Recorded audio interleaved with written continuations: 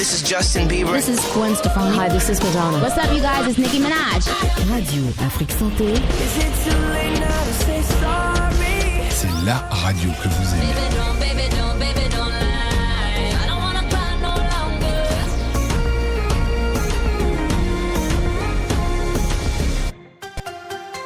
Le journal Erwan Oliyide.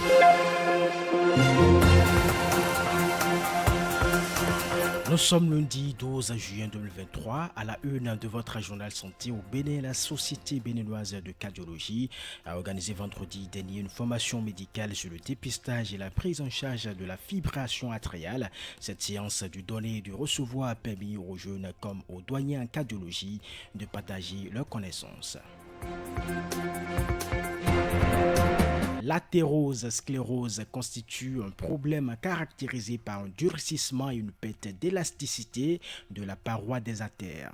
Elle est souvent la cause sous-jacente des maladies cardiovasculaires. Le médecin cardiologue Kamel Serolafia nous parle dans ce journal des facteurs de risque de cette pathologie. La nutrition est également au menu de ce journal. Nous vous proposons en toute fin du journal des explications de la nutritionniste diététiste Yasmine Degbelou sur les bienfaits de la papaye sur l'organisme. Voilà pour l'essentiel en titre. Bonjour et bienvenue à tous. Démarrons tout de suite par cette épreuve, un prélude à la journée mondiale de la drépanocytose prévue pour le 18 juin prochain. Une campagne de dons de sang se déroule dès ce lundi 12 jusqu'au vendredi 16 juin au Centre national hospitalier et universitaire Hubert Koutoukou-Maga, CNHU-HKM de Cotonou au Bénin. Restons au Bénin pour dire que la Société béninoise de cardiologie a organisé vendredi dernier sa première séance de formation médicale continue. Il s'agit d'une réunion scientifique trimestrielle qui réunit l'ensemble des cardiologues béninois afin de mettre à jour leurs connaissances et mieux impacter la santé cardiovasculaire des populations béninoises. Professeur Didjoro Anosonou est le président de la Société béninoise de cardiologie. Il a été le formateur au cours de la séance. Il nous parle de l'objectif de la dite formation. La formation a été faite dans le but d'abord d'améliorer nos pratiques en termes de cardiologie. Donc, dans les activités de la société savante, donc, il est prévu qu'une fois par trimestre, on puisse se voir entre collègues, entre praticiens de cardiologie du Bénin pour échanger sur une partie de notre activité.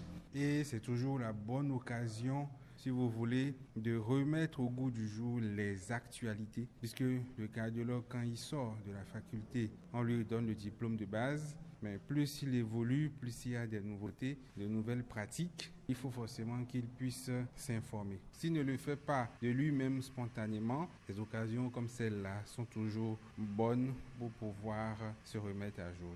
La formation a permis de faire une mise au point sur le dépistage et la prise en charge de la fibrillation atrielle, aussi appelée fibrillation auriculaire. La fibrillation atrielle se caractérise par une fréquence cardiaque irrégulière et souvent très rapide. C'est un trouble du rythme cardiaque et si elle n'est pas vite prise en charge, peut générer des accidents vasculaires cérébraux, une paralysie ou une insuffisance cardiaque. Dr Adebona Nathalie est l'un des participants à la formation. Elle nous dit ce qu'elle a retenu à l'issue de cette séance de partage de connaissances.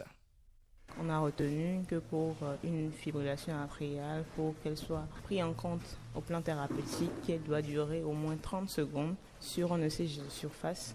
Et après, par rapport à l'anticoagulation, les recommandations actuelles pour le traitement au long cours, c'est compte tenu du score CHA2-VAS. Et on tient compte également du score ASPLED pour le risque hémorragique du patient. Donc, les options de prise en charge, on en a discuté également. La fibrillation atriale, une fois dépistée, on peut décider de contrôler le rythme, donc c'est-à-dire amener le patient en rythme sinusal ou bien contrôler la fréquence, donc amener le patient à une fréquence cardiaque au moins en dessous de 110 battements par minute au repos. Autre prise en charge, c'est l'ablation de la FA, qu'on ne fait pas encore au Bénin, mais qu'on va bientôt commencer à faire.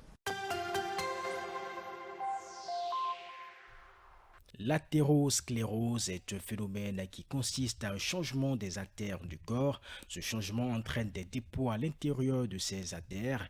L'athérosclérose est la cause sous-jacente des maladies cardiovasculaires. Le médecin cardiologue Kamel Sirolafia explique ce que c'est que l'athérosclérose.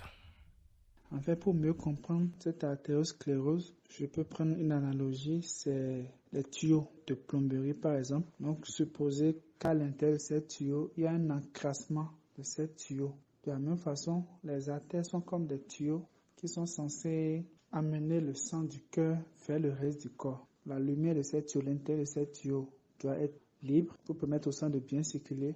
Et donc, il peut arriver pour une raison ou une autre, pour des facteurs de risque, que l'intérieur de ces tuyaux se voit envahi par des dépôts. Donc c'est l'encrassement de ces artères qui va constituer ce qu'on appelle l'athérosclérose.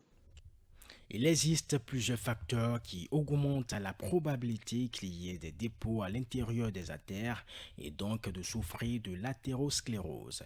Le médecin cardiologue Kamel Sirolafia énumère ici quelques facteurs de risque. Il est au micro de Nawala Kobi. Plus il y a ces facteurs de risque, plus grande est la probabilité que ces artères s'encrassent, que l'athérosclérose s'installe donc progressivement et rapidement. Ces facteurs donc qui provoquent l'athérosclérose, c'est l'obésité ou le surpoids. C'est le fait de fumer, c'est le fait de boire beaucoup d'alcool, c'est le fait d'être sédentaire, de ne pas faire assez d'exercice physique, c'est le fait d'avoir une hypercholestérolémie, c'est-à-dire d'avoir de la mauvaise graisse dans le sang. C'est aussi le fait d'avoir un âge avancé, c'est-à-dire plus on prend de l'âge de façon naturelle, ces artères-là s'encrassent, l'athérosclérose s'installe. Et donc quand vous voyez un peu ce que j'ai cité, c'est des facteurs qu'on peut modifier à part l'âge. En dehors de ça, il y a des maladies aussi qui augmentent la probabilité et la vitesse d'installation de l'athérosclérose, c'est l'hypertension artérielle et c'est le diabète. Et comme annoncé dans les titres, bouclons ce journal par notre nutrition.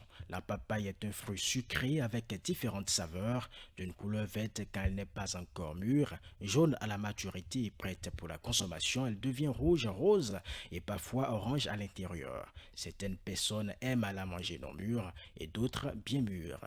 La papaye se présente sous différentes variétés selon sa provenance. Elle regorge plusieurs nutriments très importants pour la santé. Yasmine Degbello, nutritionniste diététiste, notifie le profil nutritif de la papaye. La papaye, c'est un fruit peu calorique, riche en fibres, en vitamines et en minéraux. Donc, dans 100 grammes de papaye fraîche, nous avons environ 42 kilocalories en termes d'énergie. Elle est riche en eau. L'eau représente 80% du fruit. Donc, dans 100 grammes de papaye, nous avons environ 84 grammes d'eau. C'est également une excellente source de vitamine C. Une portion de papaye couvre déjà nos apports journaliers en vitamines. Ça apporte plus de 157% de nos apports journaliers recommandés en vitamine C. Elle est également riche en vitamine A, riche en vitamine B9. Elle contient du potassium. Elle contient également du calcium, du magnésium et plein d'autres nutriments.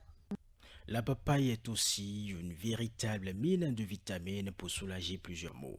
Yasmine Degbello, nutritionniste diététiste qu'on retrouve à nouveau sur les bienfaits de la papaye sur l'organisme. Elle est au micro de Nawala Kobi. La papaye favorise la digestion des aliments de par sa richesse en eau, en fibres alimentaires et en papaïne. En effet, la papaïne, c'est une enzyme qui permet de digérer les protéines. Donc, souvent, on utilise la papaye dans la cuisson de la viande pour entendre ou atteindre ce dernier. Aussi, elle permet de lutter contre la constipation et le ballonnement par sa richesse en fibres.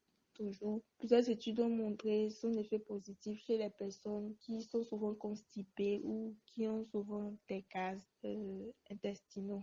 En dehors de ça, la papaye a de puissants effets antioxydants. Les antioxydants, ce sont des nutriments tels que la vitamine A, la vitamine C, la vitamine E, les caroténoïdes, les lycopènes, qui sont les précurseurs de la vitamine A. la papaye contient tous ces antioxydants. En effet, les antioxydants permettent de lutter contre les radicaux libres. De par sa richesse en antioxydants, la papaye permet de lutter donc contre certaines maladies comme le cancer, par exemple le cancer du col de l'utérus, le cancer du sein chez la femme, le cancer de la prostate également. Non seulement elle permet de réduire les risques d'apparition du cancer, mais également de ralentir la progression du cancer.